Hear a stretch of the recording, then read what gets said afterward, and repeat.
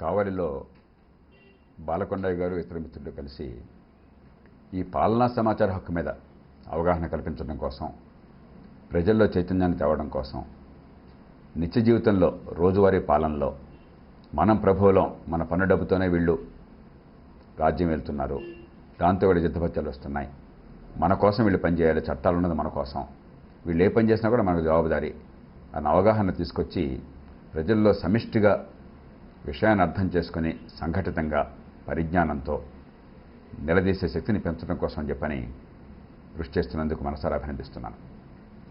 పాలనా సమాచార హక్కు ఒక కీలకమైన ఆయుధం మన చేతుల్లో. అది అన్ని సమస్యలకి పరిష్కారం కాదు, కానీ నిజంగా పౌరుల్లో కనుక విజ్ఞత ఉన్నట్లయితే, ముందు చూపు ఉన్నట్లయితే, చైతన్యం ఉన్నట్లయితే ఒక బలమైన ఆయుధంగా వివిధ రంగాల్లో వివిధ స్థాయిల్లో ప్రజలకి న్యాయంగా పన్ను జరిగేందుకు ఏర్పాటు చేయడానికి గొప్ప సాధనంగా ఉపయోగపడుతున్నది. అయితే ఇంకా ఈ దేశంలో మన రాష్ట్రంలో దీని గురించి అవగాహన చాలా తక్కువ ఉన్నది. ప్రభుత్వంలో ఉన్న వాళ్ళేమో చట్టం ఎంత బలంగా ఉన్నా కూడా, దాన్ని ఎంత చిత్తశుద్ధితో రూపొందించినా కూడా ఆ చట్టం రూపొందించడంలో లోక్సత్తా కీలక పాత్ర వహించింది. రాజస్థాన్లో ఎంకేఎస్ఎస్, ఆంధ్రప్రదేశ్లో లోక్సత్తా, ఈ రెండు సంస్థలు కలిసి ఆ చట్టాన్ని రూపొందించినాయి. మరి సోదరు అరుణారాయ్ నేను ఇద్దరం కూడా జాతీయ సలహా మండలిలో ఉండి దానిలో ప్రతి అక్షరాన్ని, ప్రతి కామాని, ప్రతి పదాన్ని కూడా చాలా జాగ్రత్తగా బేరీజు వేసి ఆ చట్టాన్ని తయారు చేశాం. కానీ చట్టం ఎంత పకడ్బందీగా తయారైనా కూడా ప్రజల్లో చైతన్యం లేనప్పుడు, పాలకుల్లో దీన్ని సరిగ్గా అమలు చేయాలని చిత్తశుద్ధి లేనప్పుడు ఫలితాలు రావు. ఈ దేశంలో 3,000 చట్టాలు జాతీయ స్థాయి చట్టాలున్నాయి, 30,000 చట్టాలు రాష్ట్రాల స్థాయిలో చట్టాలున్నాయి. కానీ అంత మాత్రం చేత చట్టాలు బాగున్న మాత్రం చేత మనకు పన్ను జరగడం లేదు. కాబట్టే ప్రజల్లో చైతన్యం కావాలి. మిగతా చట్టాలకి దీనికి తేడా ఏమిటంటే, మిగిలిన చట్టాలు కేవలం ప్రభుత్వంలో ఉన్న వాళ్ళ ఉదాసీనత వల్ల అమలు కాకపోవచ్చు. ఇక్కడ ప్రభుత్వంలో ఉన్న వాళ్ళు అమలు చేయకూడదని గట్టిగా పట్టుపట్టడం వల్ల అమలు జరగదు ఇక్కడ.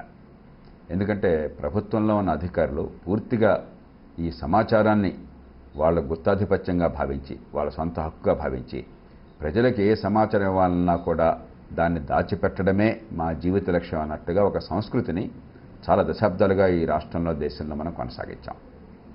రెండోది, అధికార దుర్వినియోగం, అవినీతి ఇవి కొనసాగాలంటే రహస్యం కావాలి.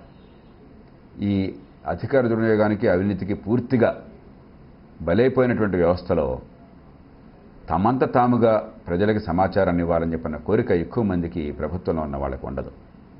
ఎందుకంటే సమాచారాన్ని ప్రభుత్వ యంత్రాంగం నుంచి రాబట్టడం ఎంత కష్టం అంటే, పళ్ళ డాక్టర్ దగ్గర పోయి ఆయన నీ పన్ను పీకేయాలని చెప్పంటే మనం సంతోషంగా పన్ను ఇచ్చేమని తీసుకొని చెప్పంటామా?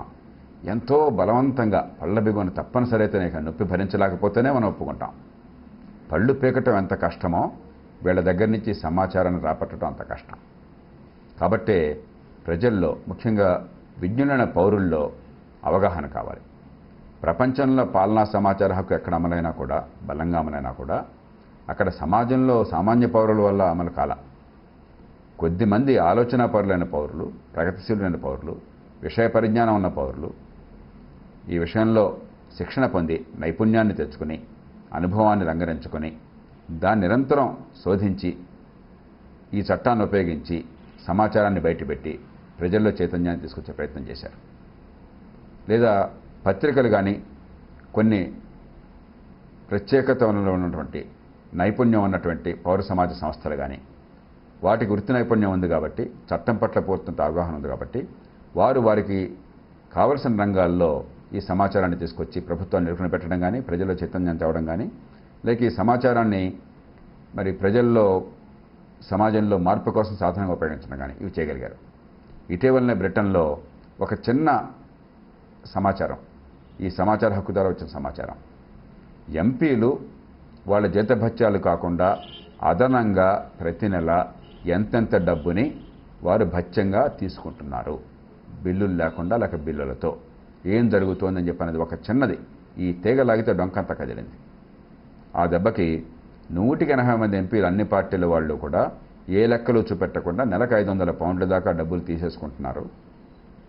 అది పెద్ద డబ్బు కాదు ఎందుకంటే అంత సంపన్న దేశంలో, కానీ అక్కడ విలువలు చాలా ఎక్కువ ఉన్నాయి కాబట్టి, చిన్న తప్పు చేసినా కూడా గట్టిగా ఎదిరించేటువంటి యంత్రాంగం ఉంది కాబట్టి, పౌరుల్లో జవసత్వాలు ఉన్నాయి, పత్రికల్లో ఆ చైతన్యం ఉంది కాబట్టి, దీనివల్ల మొత్తం బ్రిటిష్ రాజకీయ వ్యవస్థ అంతా కూడా ఒక్కసారి కొప్పుకోలే పరిస్థితి వచ్చింది. కేవలం ఈ ఒక్క కారణంగా ఏ రకమైన ఆధారాలు లేకుండా, బిల్లులు లేకుండా ప్రభుత్వం నుంచి, పార్లమెంట్ నుంచి డబ్బులు ప్రతి నెలా కూడా మంజూరు చేసుకుంటున్నారు, కొద్ది మొత్తమైన అవసరం చెప్పి చాలటం వల్ల 100కు పైగా పార్లమెంటు సభ్యులు మళ్ళీ ఎన్నికల్లో పోటీ చేయకుండా, ఇప్పుడు జరుగుతున్న బ్రిటన్లో ఎన్నికలు, ఈ ఎన్నికల్లో పోటీ చేయకుండా రాజకీయం నుంచి శాశ్వతంగా తప్పుకుంటున్నారు. అంటే పాలనా సమాచార హక్కు వల్ల వచ్చిన ఒక చిన్న సమాచారం బ్రిటిష్ పార్లమెంట్లో 100కు పైగా ఎంపీల జీవితాన్ని సమాధి చేసింది, రాజకీయ జీవితాన్ని సమాధి చేసింది. అంతటి బలం ఉన్నటువంటి చట్టం ఇది. నిర్మాణాత్మకంగా కానీ లేదా చెడుని తుంచడంలో కానీ రెంటికి కూడా ఉపయోగపడే చట్టం. కానీ ఒడుపుగా దానికోసం నిబద్ధతతో ఏ రకంగానూ కూడా అలుపు లేకుండా అవిశ్రాంతంగా పోరాటం చేయాలి. ఈ పూట చేసి రేపొద్దు మర్చిపోతే లాభం లేదు. 15 నిమిషాలు చేసి మళ్ళీ తర్వాత నిద్రపోతే లాభం లేదు. మనం ఒక దీర్ఘకాలిక ప్రక్రియగా కనుక పౌరులు పట్టించుకున్నట్టయితే ఫలితాలు ఖచ్చితంగా వస్తాయి, కాలక్రమేణా వస్తాయి. దీంతోపాటు దేశంలో ఎన్నో మార్పులు కావాలి. అధికారం జనం చేతుల్లోకి రావాలి, జిల్లా ప్రభుత్వాలు కావాలి, విద్య ఆరోగ్యం మీద శ్రద్ధ ఉండాలి, అవినీతిని అంతం చేయడం కోసం ఏర్పాట్లు ఉండాలి. ఇవన్నీ అవసరమే. కానీ పాలనా సమాచార హక్కు ఈ మొత్తాన్ని సాధించడానికి, వ్యవస్థని మార్చడానికి మన చేతుల్లో ఉన్న పదునైన అస్త్రాల్లో ఒకటి. దాన్ని సద్వినియోగం చేసుకుంటున్నందుకు ఈ శిక్షణ పొందుతున్న పౌరుల్ని, దీనిలో ఉత్సాహంగా ముందుకు వస్తున్నటువంటి పౌరుల్ని, ఒక పౌర సమాజంలో సభ్యులుగా, పౌరులుగా దీనికోసం బాధ్యత తీసుకుని 10 మందిని కలిపి సంఘటితం చేస్తున్నటువంటి మరి మిత్రులు బాలకొండయ్య గారిని, ఇతరుల్ని కావలి పట్టణంలో, నెల్లూరు జిల్లాలో మనసారా అభినందిస్తూ, నిస్సందేహంగా ఈ దేశంలో మౌలికమైన మార్పులు వస్తాయి. కానీ ఆ మార్పుల కోసం పార్టీలకు అతీతంగా, కులం, మతం, ప్రాంతం, భాష వాటికి అతీతంగా మన బిడ్డల భవిష్యత్తు మనకు ప్రమాణం. ఈ పార్టీలు పెద్ద ముఖ్యం కాదు, కుల మతాలు అంతకంటే ముఖ్యం కాదు. అంచేత వీటిని విస్మరించి సంఘటితంగా పోరాటంలో ఇలాంటి కార్యక్రమాలు పనికొస్తాయని చెప్పి ఆశిస్తూ, మీ అందరిని అభినందిస్తూ నేను సెలవు తీసుకుంటున్నాను. జై హింద్.